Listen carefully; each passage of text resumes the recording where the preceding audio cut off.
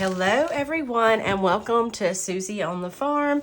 In today's video we are going to be doing 3 thrift store makeovers using the IOD St. Nick mold. This was in the holiday release that came out a couple of months ago.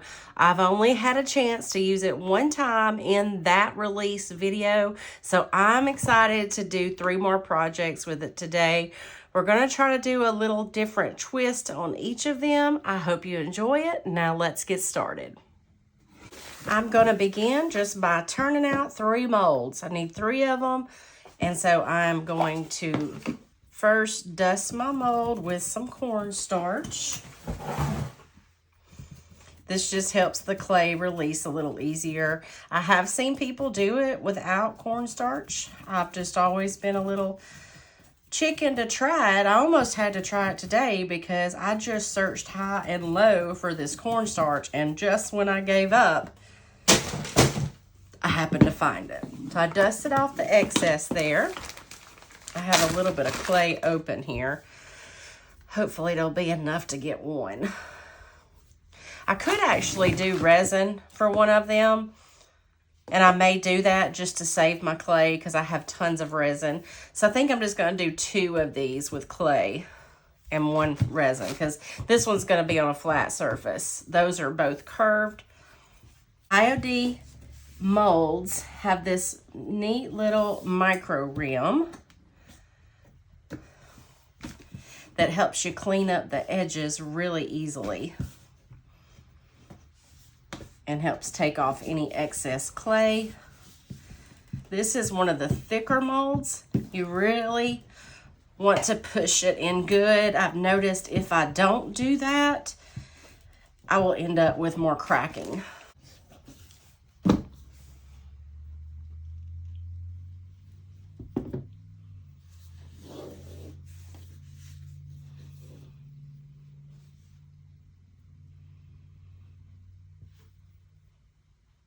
This is just a flower pot. It had an ugly Christmas something in it. I took all that greenery out, and I'm just going to go ahead and lay him on here, and he is a perfect fit. That way he will start to dry in the shape of this container. And then I'll make another one for that one.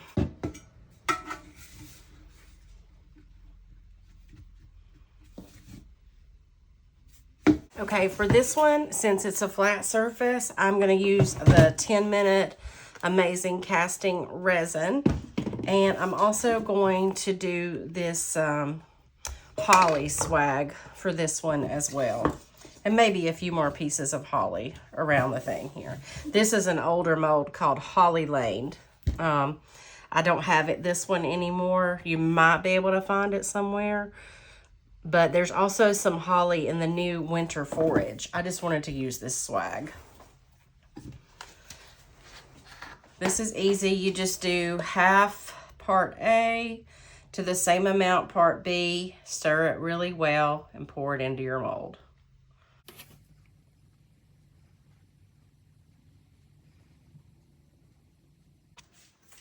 Okay, while my mold is still wet, I'm going to glue him down with some Tite Bond Quick and Thick, being careful with him.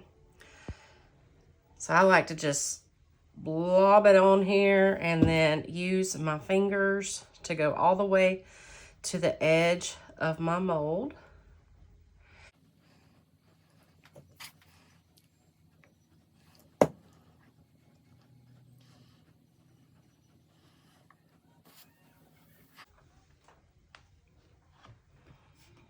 You might have to put a little painter's tape to keep him from moving around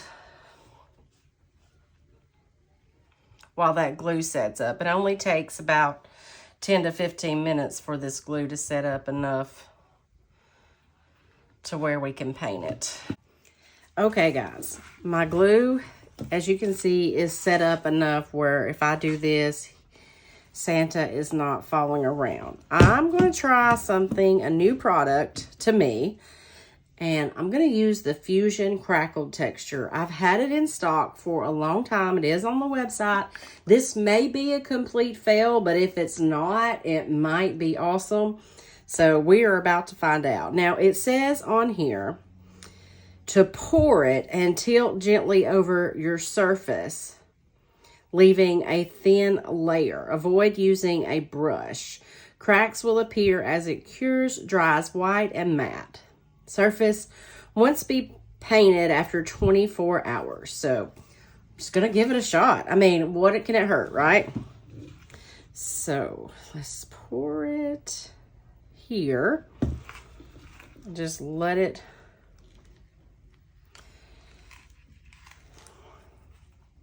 It doesn't have to crackle all over.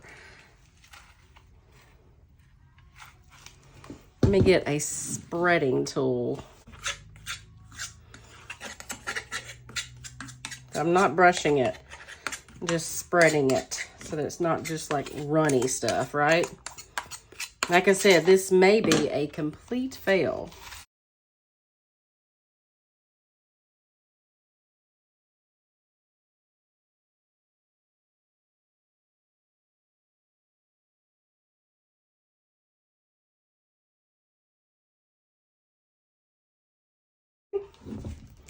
Now let's do the Santa. Now I won't be able to spread it over him.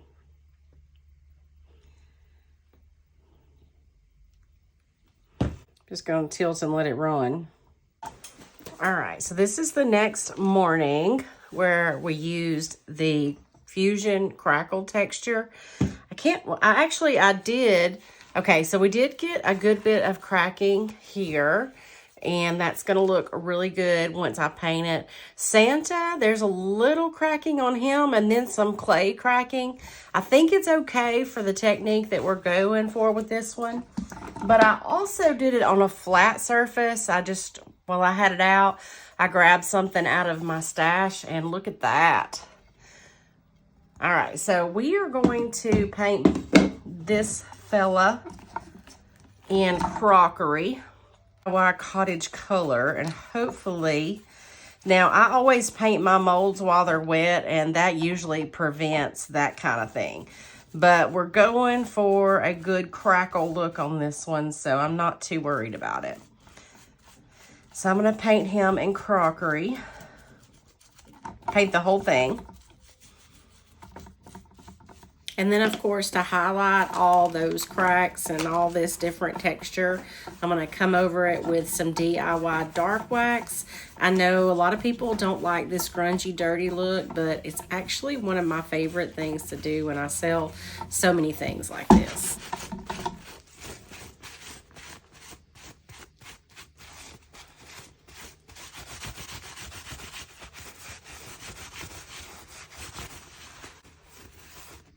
I do love all this crackle texture that it's created, but what I don't love is this line in the center of Santa's hat. So I did decide to glue a couple of holly leaves just over that crack, and the little pop of green goes with the tree that I put in it.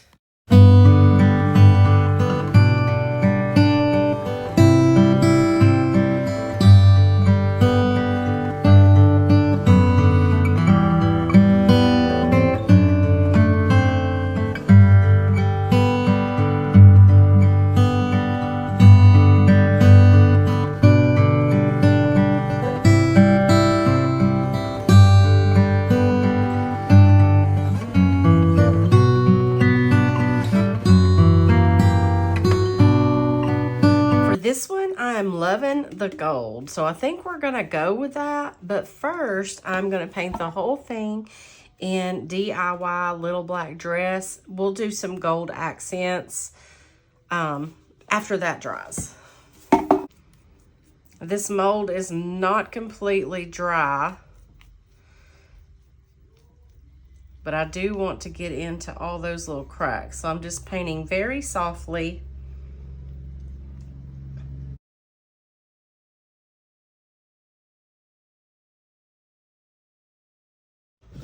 Okay, the black paint is dry enough, and now I'm going to go over it with DIY Golden Ticket Liquid Patina. Crazy about this stuff lately.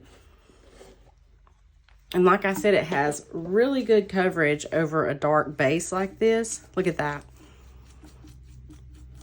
And it's quite thin, so it's going to get into all those details easily, which is also pretty helpful when painting a wet mold.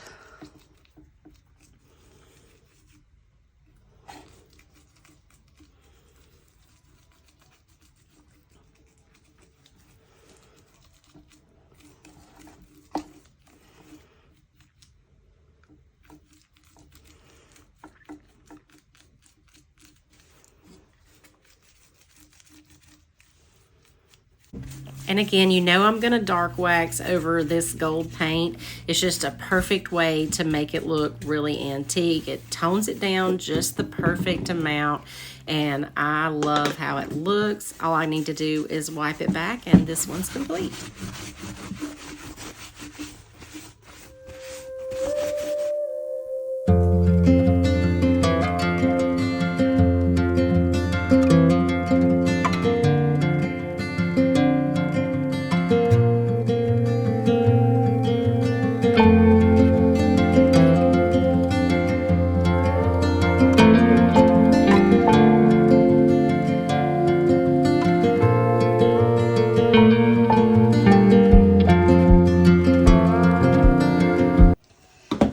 For this one, we are going to do the mold that is with resin. But first, I'm going to do a reverse decoupage inside of this frame. So I'm going to open it up. Okay, don't laugh, but these are the last two pieces of the plaid in the Christmas wallpaper that I have. So what I'm going to do is line them up together the very best that I can, and just temporarily put a little bit of tape there. See how that looks? Yeah, that should be fine. All right, now for reverse decoupage, I need to clean this glass. This is actually the first time I've ever done it, so I'm going to clean this glass. All right, glass is clean. I'm going to use liquid patina because I know that it dries perfectly clear. I'm just going to spread it all over this glass.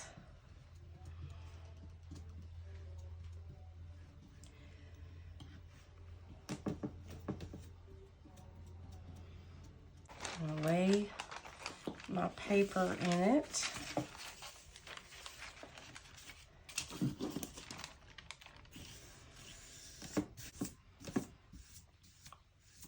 And let it dry. Okay, my paper is dry. And initially I had planned to paint the back white so that paper would pop. But then I realized that the back of what was already in there is white, and it will do the exact same thing. So I need to cut this off, and then I'll paint the frame before we put it back in there.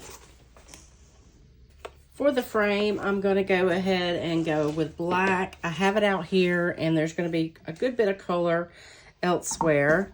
So I'm just going to paint this frame with Little Black Dress. I'm going over this Santa mold with Fusion Pearl Metallic. It's just going to be a good base for the painting, and I'm using a pointed sash brush so I can get into those details. This is the mold that I did with resin, so it is hard cast.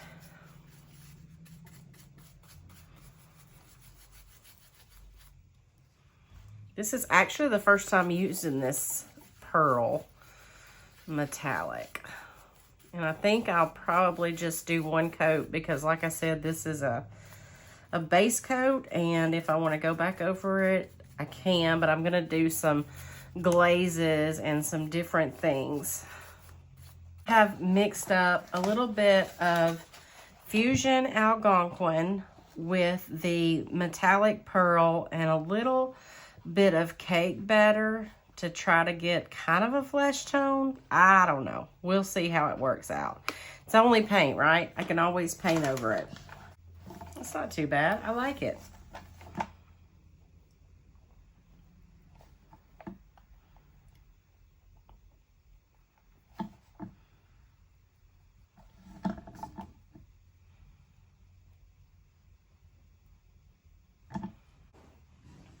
going to do his hat with Fort York red.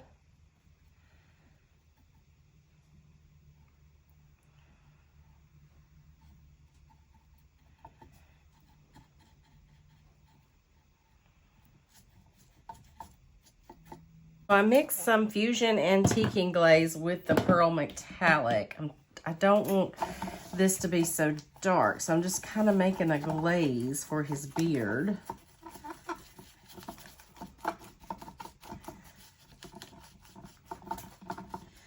But I didn't want it to be like antiquing.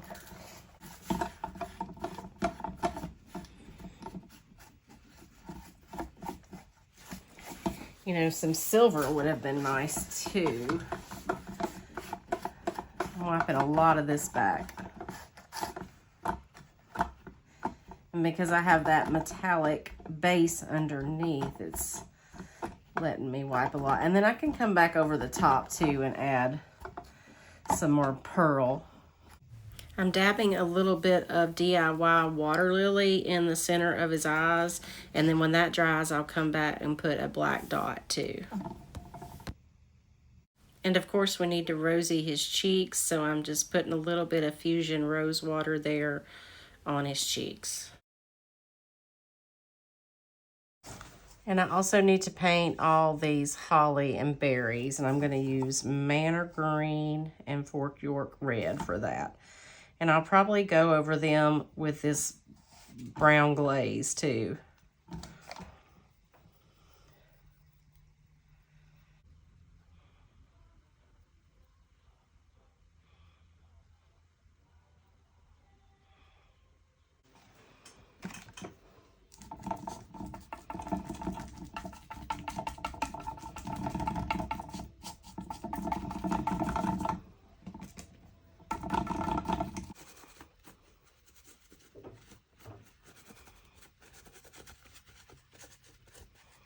I think this is just going to give it the same kind of shimmer that the Santa has as well. So I was about to seal this, and then I decided why not just use that pearl metallic and the glaze to seal it. And so just kind of dry brushed it over. I will have to go over this with probably a big top in the end. But I do love the way this is looking. It gives it that same shimmery metallic look that the Santa and everything else has. And I just feel like it's gonna make it all come together perfectly.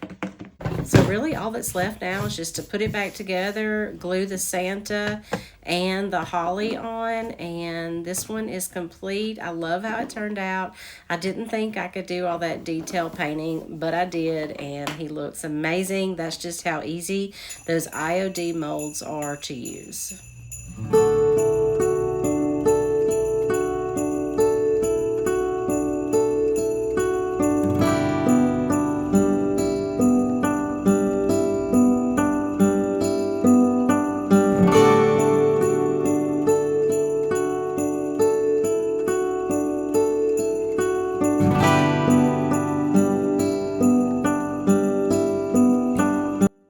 Thank you so much for watching today's video. I hope that you have enjoyed all 3 projects using the St. Nick mold. Don't forget you can get all the paint and products to complete these, including the St. Nick mold, at susieonthefarm.com. See you later.